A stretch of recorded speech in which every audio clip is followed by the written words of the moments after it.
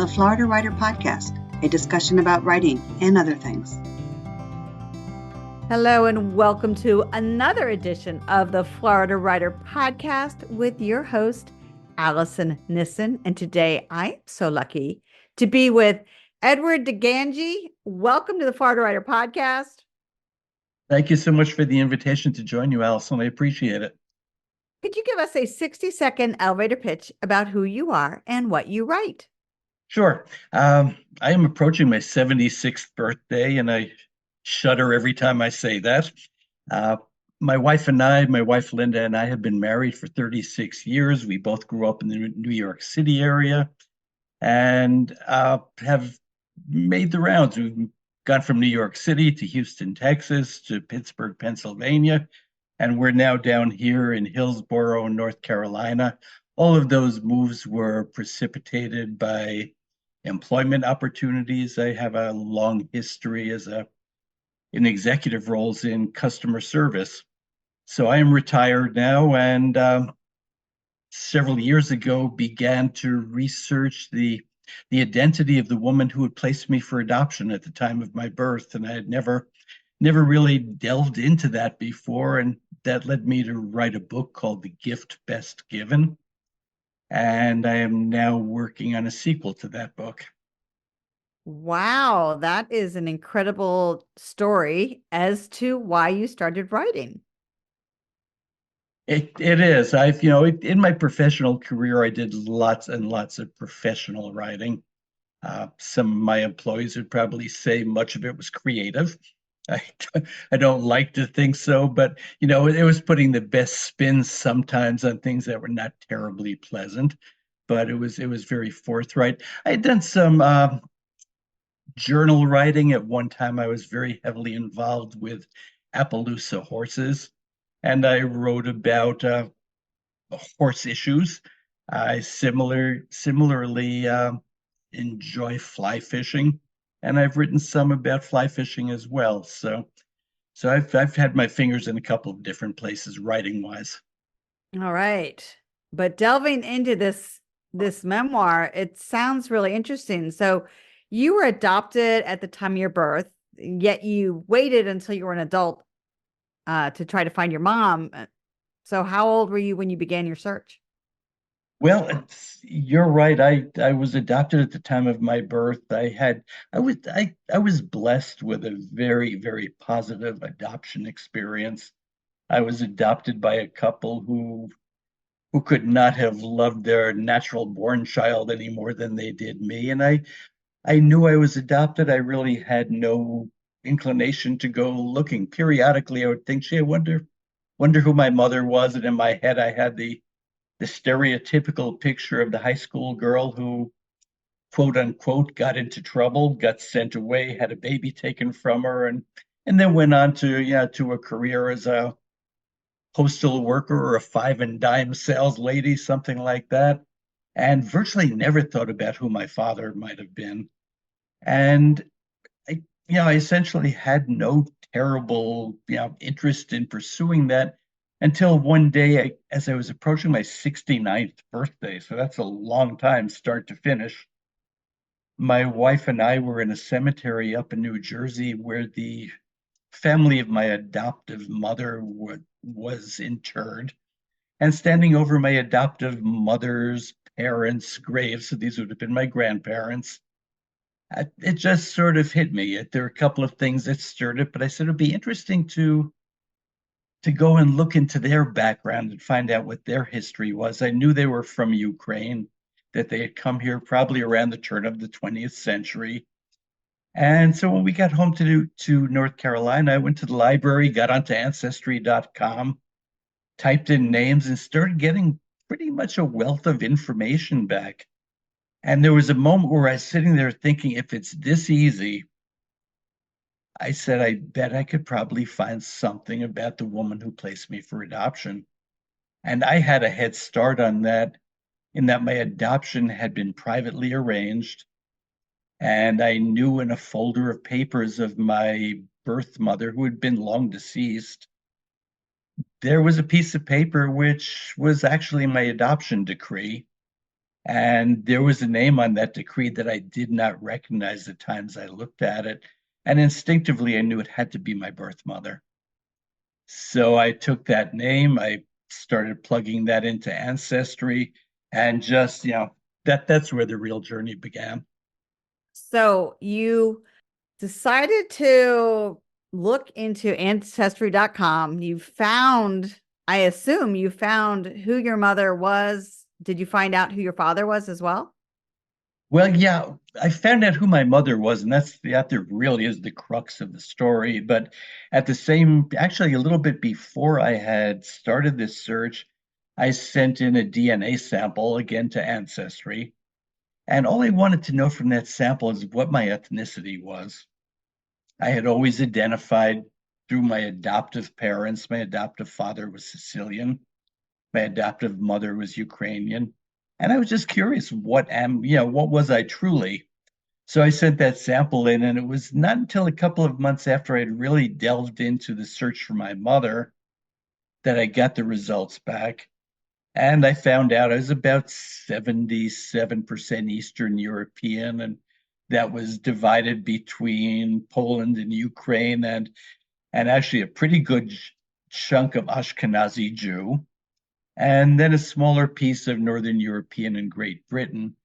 But I also got back the proverbial list of 2,000 close relatives. And at the top of that list was a name I didn't recognize. And by that time, I really was very familiar with all of the names in my birth mother's family. And I saw this name, and it was identified as I think Ancestry's nomenclature is first cousin, close relative. And I think, okay, if this guy's my first cousin, then through him, I can figure out who my birth father is. And, you always hear the stories of folks who are pursuing these things through DNA, that they'll reach out to somebody and never hear anything back. And I reached out to this contact, and within 10 minutes, he had contacted me back. And in fairly short order being, an hour, 2 hours, we determined that he and I were half brothers. And he was able to give me a fairly good wealth of information about who my father was. And really, putting it into the perspective of my mother's life, I was the product of a summer romance. And my guess is my father never knew I existed. But, biologically now, at least I've got that space filled on the family tree. I know about him. I've met with my half brother, and it's quite interesting. At one point, you decided that all this would just make a great memoir. What was that inspiration? Well, I was doing my research, and I've always said, if my initial thought about my mother was correct, that she became the postal clerk or the lady at the five and dime, there would have been no memoir. I would have known the story, and I would have known what it was. But what I found out when I started to research was my mother was not a high school girl. She was 23 years old when I was born. And I found out that she was approaching the height of her career as a celebrity performer in the big ice skating spectaculars of the 1940s and then the 1950s. And I was a very, very unplanned interruption to that life. But, the more I delved into her background, both from standpoint of her career and also how she managed her pregnancy virtually totally in secret, and then my subsequent adoption, that just, it kept on leading bigger and bigger pieces. And I was taking notes, I was writing chapters, and somebody, both my wife and another good friend who is a published author, kept on saying, you really need to make a book out of this. And the story lent itself to a book because it moved very nicely in linear fashion. Sort of came to that head where, I arrived, and then proceeded from there, and that's where the sequel is going. That is fascinating. So you have mentioned before that you wrote many things in your life. What about the writing process for this? Well, as I said, I didn't say I did never intended to write a book. I never intended to find a story, honestly. But as I started to reveal pieces, I started to record the details of those. And my wife found me a memoir group at one of our local libraries. And in the end, it turned out that it was myself and the person facilitating the group were pretty much the group. So we would meet periodically, and I would write my piece. And she was a very interesting older woman who'd come, and she was writing the same things and talking about it. So that was the start. And then I moved on to another writing group as well. And both of those gave me the discipline to know that if I was to participate in the group, I knew I had to have something in black and white to take to the group. But the story was interesting enough and it was giving enough in that every day seemed like a new discovery that I was just constantly writing. And I would gather up information, I'd sit down and I would write.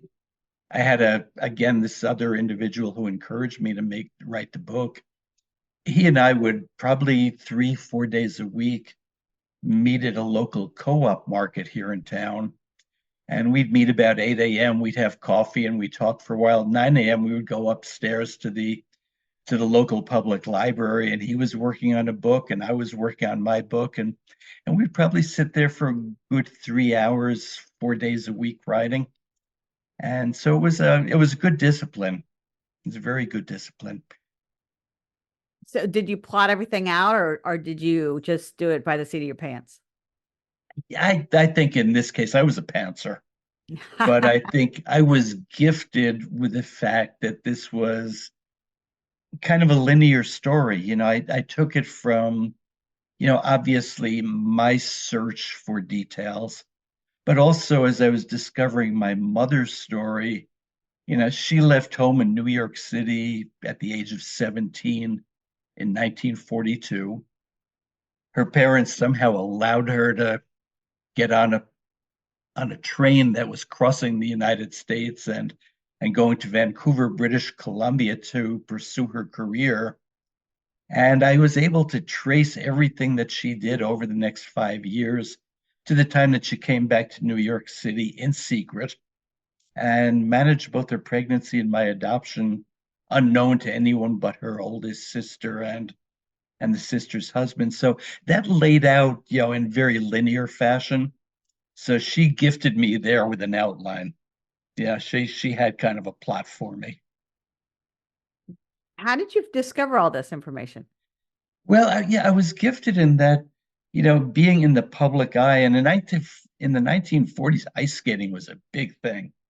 It was very big. And so I was able to pull things from personal items from Ancestry, .com, but newspapers.com, you could go in and plug in her name, or you could plug in the tour that she was with. Billboard magazine, I think, has existed since sometime like 1914, and they have a remarkable index to their archives, which are all digitized. And that took lots and lots of searching, but you could basically go in by week and flip through 80 pages of each week, and that took a lot of work. But every now and then I would just glean some special little piece. And the other part is I discovered a number of people still alive who knew my mother in one facet of her life or not, and they were just ever so so generous in sharing. And the book talks about my encounter with some antique dealers who had purchased a carton of my mother's memorabilia at an auction in Atlanta in 2012. And I made contact with them. It's kind of a very serendipitous contact that we were able to make at all. And they had this information, this box 5 years later, and they said, "Come on down, you need to see it." And my wife and I traveled down there to see it, and they pushed it across the table and said, "We've just been holding this for you. It's yours." And it had documents from my mother, had loads of promotional photographs. It had one of her first scrapbooks. And so it was a remarkable treasure trove. That really is amazing. Yeah, not I many people are imagine, as lucky. yeah, I imagine this publishing experience for you was really interesting. It was very much so. I think I approached the publishing experience very naively. I went in thinking that, well, I'll just write my proposal, send it off to a publisher. They will send me money and I will send them the manuscript. And that didn't happen. You're not surprised to hear that. I eventually queried, I believe, 79 or 80 agents. And as I did that, I think my queries got better and better. I ultimately did get some very, very brief interest from a couple of them, sent off pieces of the manuscript and never heard anything again. And I was sitting there at this is, I was probably now 70, 71 years old, thinking my life is too short to be playing this game. And then also realizing that, by the time you find an agent, it will typically be 1 or 2 years sometimes before they can find a buyer for the manuscript. And then again, another 1 or 2 years before that manuscript goes to print. And I was learning more and more and more about independent publishing at that point. I had talked to some small indie presses, some hybrids. And ultimately, I said, I'm going to do this on my own. And I found myself someone who I thought was a very good editor. And I believe the book reflects that in the end. I found a book designer. And I was very fortunate to have a friend who pointed me to a graphic artist who said, for $100 and a six-pack of beer, I'll do a cover for you. And he's got his beer and he's got his $100 and I have my cover. And he's actually done a revision to that cover lately because the book was re-released as a large print and a hard copy as well. And Wow. I went to print with it, and it was a learning experience, but I think a very positive one. Wow, that's fantastic. Well, Edward DiGangi, how can people get in touch with you? How can they discover more about your journey and your book? Well, the book is available through any bookseller, so it's widely available any brick and mortar store or online retailer. I also sell the book directly from my website. I'd be happy to personalize it and autograph it and send it out. It typically goes out the same day I receive the order. And my website is www.digangiauthor.com. And there's more information about myself and the book there. And the book is also available in ebook format and in many libraries as well, on Hoopla and in Libby. So if you don't care to purchase the book, it's typically available through your library in ebook format. Well, that's fantastic. Are you ready to switch to our rapid fire questions? I'll take a chance. If you could have dinner with any historical figure, who would it be? Historical figure sort of narrows it down, and I've thought about this a lot. I would like to have dinner with Pete Seeger, the late folk singer. All right, that would be a fun one. I'd like to be a fly on that wall. Well, yeah, he was a quite the interesting person. He tolerated the McCarthy era. He fought in the Spanish-American War, and he saw an awful lot of things during the course of his life. He's quite a great man. Do you play a musical instrument?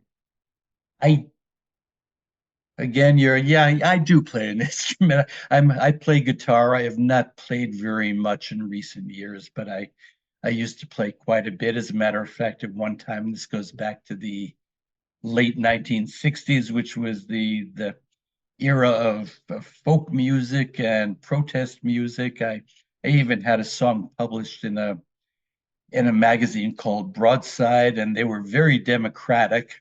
and they would list all of the people whose songs were listed above in that magazine, and I appeared above Bob Dylan's name. Wow.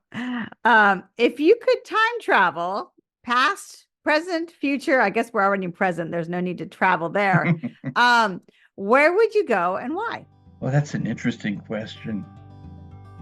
Yeah, I've had the privilege. Yeah, that 76 is a privilege, because you've seen so much, and I think I would be very interested to see what the turn of the century in the United States looked like. So it's that period right around 1899 going into the 1900s.